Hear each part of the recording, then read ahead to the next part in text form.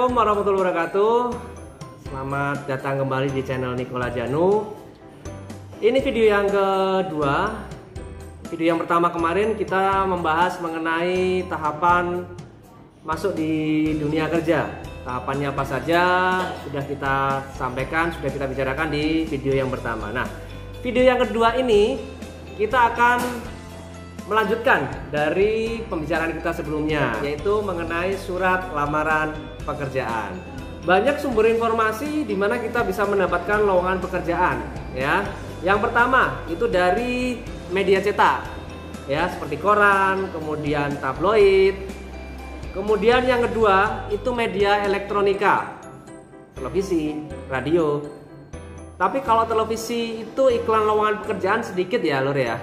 Karena namanya pasang iklan di televisi itu relatif tinggi biayanya. Jadi jarang sekali perusahaan itu memasang iklan di televisi untuk hanya sekedar iklan lowongan pekerjaan. Mereka lebih memilih untuk memasang iklan produknya, ya, produk dari perusahaan tersebut daripada iklan mengenai lowongan pekerjaan di perusahaannya.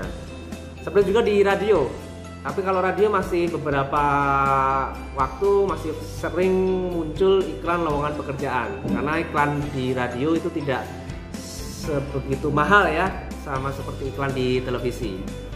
Berikutnya yang sangat familiar sekarang itu kita ketika sudah berkoneksi dengan internet, kita mencari lowongan pekerjaan itu sangat gampang sekali. Ketika Anda pakai browser, Anda sudah cari, ketik aja lowongan pekerjaan, apalagi sesuai dengan spesifikasi pendidikan Anda, misalkan lowongan pekerjaan untuk SMK, lowongan pekerjaan untuk SMK jurusan teknik pemesinan, jurusan teknik kendaraan ringan, jurusan teknik elektronika industri, langsung akan muncul. Baik itu nanti larinya ke blog perusahaan ya, atau ke Facebook, ke Twitter, bahkan ke YouTube dan sebagainya, ya, ke Instagram dan seterusnya. Banyak sekali sekarang jalur yang bisa kita dapatkan untuk memiliki informasi lowongan pekerjaan. Nah, berikutnya yang keempat itu ada yang namanya job fair atau career day atau job expo. Sama seperti juga seperti pameran ya, pameran komputer seperti itu. Cuman yang ditampilkan di situ adalah bukan pameran komputer seperti yang dipajang seperti itu yang biasanya, tapi yang dipamerkan di sana adalah lowongan pekerjaan. Ya, biasa disebut dengan bursa kerja juga. Oke. Yang kelima, ada jalur yang namanya BKK, Bursa Kerja Khusus. Apa itu BKK? Setiap SMK, sekolah menengah kejuruan, pasti punya yang namanya BKK, Bursa Kerja Khusus. Nah, tugasnya apa BKK itu? Tugasnya itu dia akan menyalurkan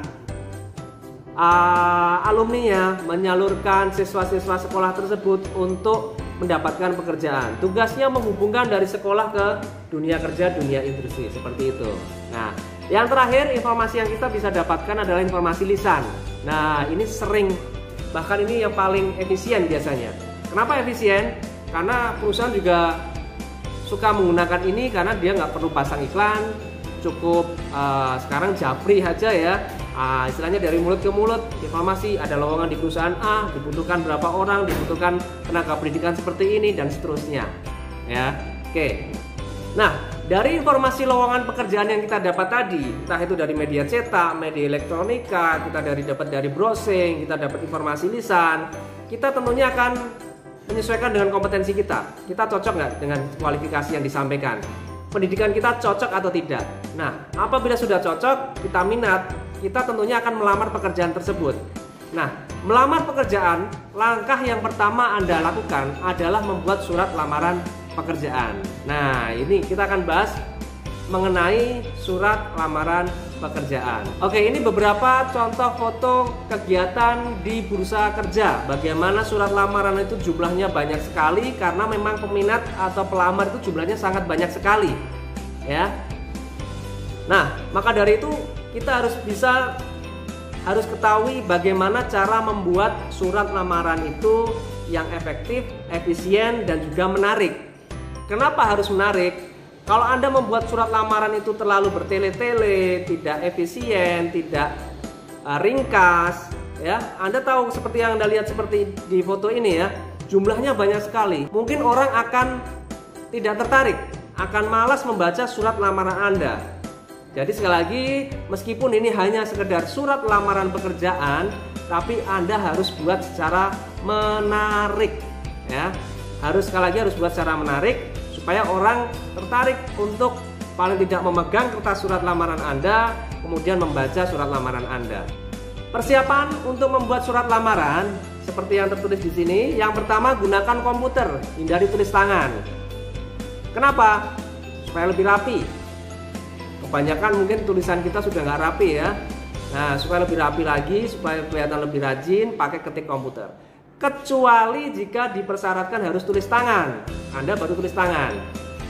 Contohnya untuk mendaftar di PNS ya, di pegawai negeri, di kementerian dan sebagainya, itu biasanya masih dipersyaratkan untuk surat lamaran wajib ditulis tangan. Nah, itu baru Anda tulis tangan, gitu ya. Oke, yang kedua, ketika Anda buat ketik pakai huruf yang standar, Times New Roman atau Arial seperti itu. Ukurannya juga standar ya, 12, nggak harus 48, 50, itu terlalu besar ya. Kemudian yang ketiga, surat lamaran itu 1 halaman saja cukup, jangan lebih ya. Surat lamaran harus ditulis singkat, padat, jelas dan menarik ya. Karena itu bisa surat lamaran hanya 1 lembar saja, nggak perlu 2 lembar, 3 lembar dan seterusnya. Berikutnya, perhatikan komposisi surat. Nah, isinya apa saja dalam surat lamaran itu? Nah, yang pertama ada tanggal surat. Itu harus up to date tanggalnya. Kapan surat itu dibuat dan kapan surat itu kemungkinan akan dikirimkan. Harus berdekatan biar up to date. Yang kedua, alamat tujuan.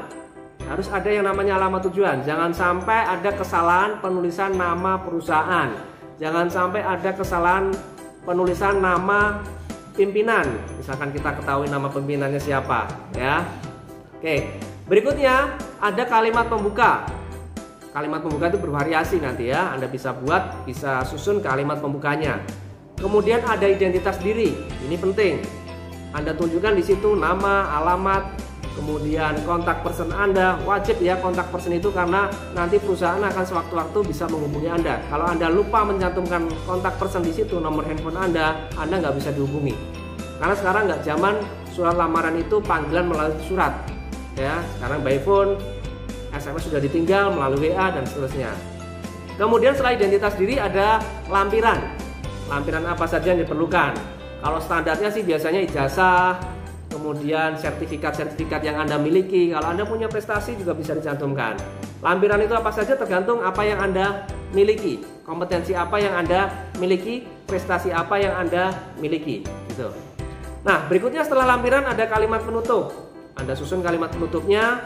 Kemudian setelah kalimat penutup terakhir harus ada yang namanya tanda tangan. Nah, jangan sampai lupa yang namanya tanda tangan. Itu penting sekali, menandakan bahwa Anda membuat surat lamaran tersebut gitu.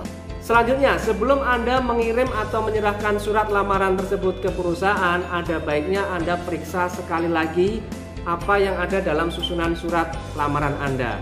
Anda cek surat lamaran Anda, ada kesalahan pengetikan atau tidak, ada kesalahan terutama nama perusahaan, identitas Anda, data diri Anda, dan seterusnya. Jangan sampai terjadi kesalahan.